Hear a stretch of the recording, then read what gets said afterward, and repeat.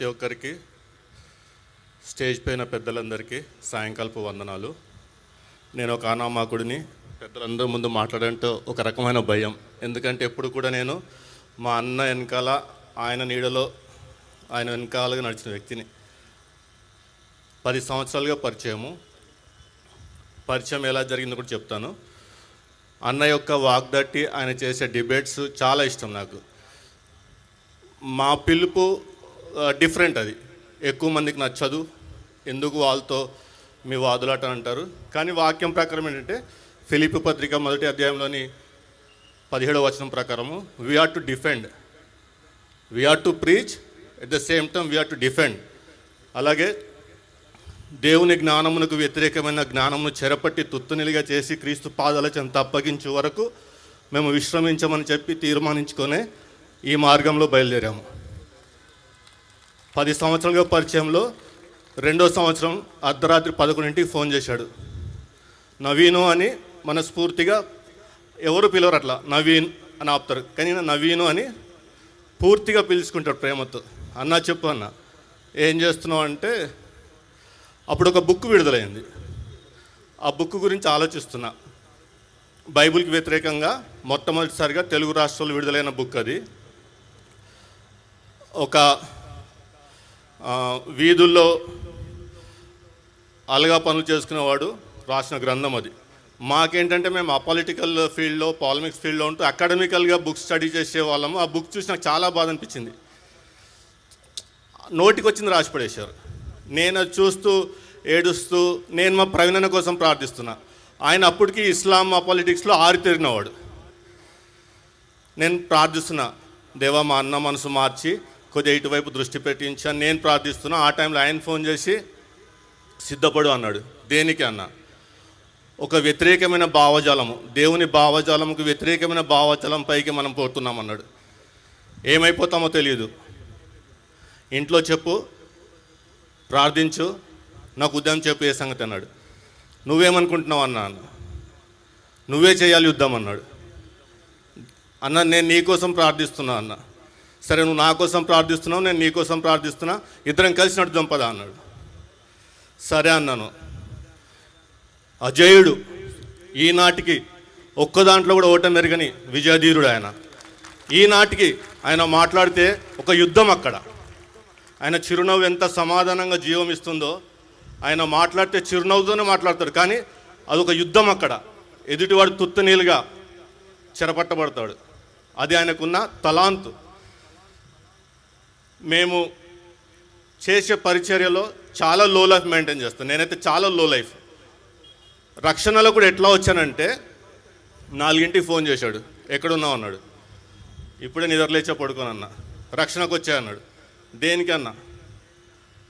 ఒక డిబేట్ ఉంది, ఒక వక్త వస్తా అని చెప్పి రాలేదు, నువ్వు వచ్చా అన్నాడు. నాకేం తెలుసు అన్న, ఎందుకంటే నేను తెలుగు సరిగా మాట్లాడలేను, ఇంగ్లీషు అంతంతగా మాట్లాడతాను. నేనంతా ముస్లింల మధ్య పెరిగినాను. నాకు హైదరాబాద్ హిందీ తప్పితే తెలుగు అనర్గళంగా స్పష్టంగా మాట్లాడటం రాదు నాకు. నువ్వు వచ్చే నేనున్నా కదా అన్నాడు. ఆయన మీద ఒక గుడ్డి నమ్మకం. వెళ్ళిపోతా పిలిస్తే, ఎందుకంటే మా సహవాసంలో ఆయనను అన్నగా అని చెప్పాలా, లేకపోతే నా మెంటర్గా చెప్పాలా, లేకపోతే తండ్రి తర్వాత, నా ఆత్మీయ తండ్రి తర్వాత ఆయన అని చెప్పాలా, ఏ విధంగా మా బంధాన్ని కలుపుకోవాలి, ఈ నెల రోజుల నుంచి ఆలోచిస్తున్నాను నేను ఎలా రిలేట్ చేసుకోవాలని ఈ వ్యక్తితోనని. అంటే ఈ 10 సంవత్సరాల్లో ఆయనే లోకంగా బతికిన నేను. నాకు వేరే స్నేహితులు అంటే ఎక్కువ లేరు. నేను తలదించుకొని వెళ్ళిపోతా ఉంటే ఎవరైనా పలకరిస్తేనే నేను పలుకుతా. అది నన్ను పొగరనుకుంటారు ఏమని అనుకొని. కాకపోతే నాకు ఇష్టం ఉండదు. నేను పలకరిస్తే పలకరికి నా దారి నేను వెళ్ళిపోతా. సో రక్షణ టీవీకి వెళ్ళగానే ఎవరో రాలేదు, కూర్చో అన్నాడు. బెనహరనకు ఆయనకు తెలియదు నేను ఎవరో. సో నేను చెప్పుకుంటేలే బెనహరన్నకు అని చెప్పేసి కూర్చోబెట్టాడు. నాకు తెలుగు చాలా రఫ్గా ఉంటుంది, చాలా రఫ్గా ఉంటుంది.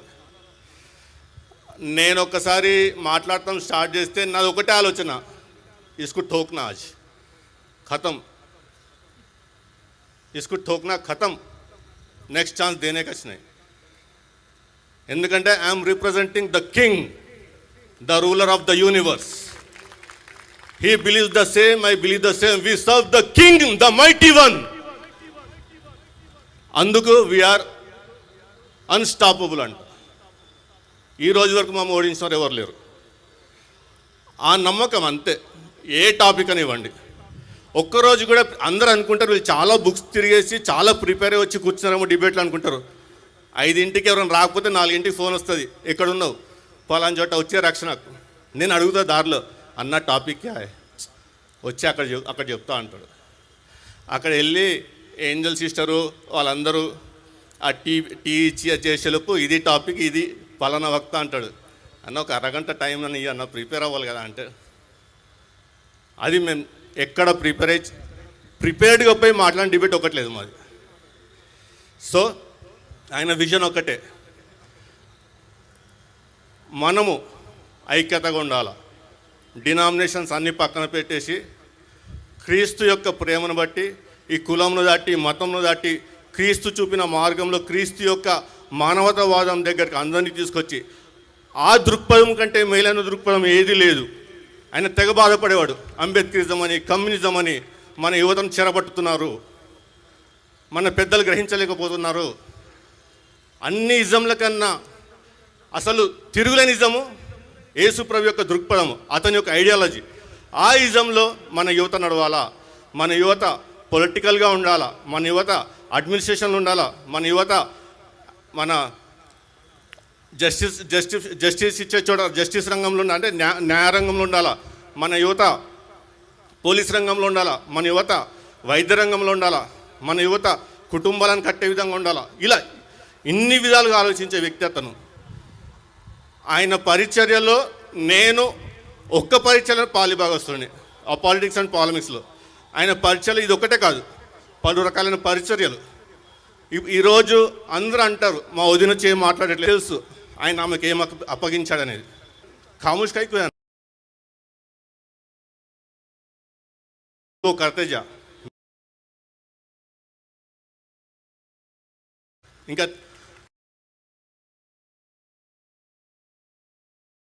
లేదు. ఇదే పిల్లలకి ఎప్పుడు చెప్పేవాడిని, కానీ కలుసుకుంటాం తప్పకుండా.